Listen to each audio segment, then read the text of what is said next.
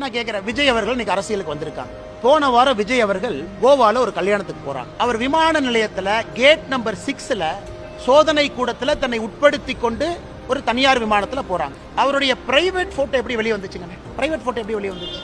விஜய் அவர்கள் யாரு கூட வேணாலும் போலாம், அவருடைய தனிப்பட்ட விருப்பம். விஜய் அவர்கள் கூட யாரு வேணாலும் விமானத்துல போலாம், அவருடைய தனிப்பட்ட விருப்பம். யார் அந்த போட்டோ எடுத்து வெளியிட்டார்? அதனால்தான் நாங்கள் நம்முடைய சிந்தியா அவர்களுக்கு, விமான போக்குவரத்து அமைச்சர் அவருக்கு பாரதிய ஜனதா கட்சி சார்பாக கடிதம் எழுத இருக்கின்றோம். யார் அந்த போட்டோவை எடுத்தா? இதே போறவங்க வர்றவங்க போட்டோ எடுக்கிறதா ஸ்டேட் இன்டெலிஜென்ஸ் வேலையா? ஸ்டேட் இன்டெலிஜென்ஸ் போட்டோ எடுத்து திமுக ஐடி விங்கு கொடுக்கறதா அவங்க வேலையா? ஆனா ஒரு மனிதருடைய தனிப்பட்ட வாழ்க்கையிலே தலையிடுவதற்கு யாரும் உரிமை இல்லை. அவங்க பேசுறது பிஜேபிக்கு எதிராக பேசினா கூட இதுதான் நீங்க காட்டக்கூடிய அரசியல் நாகரீகம்.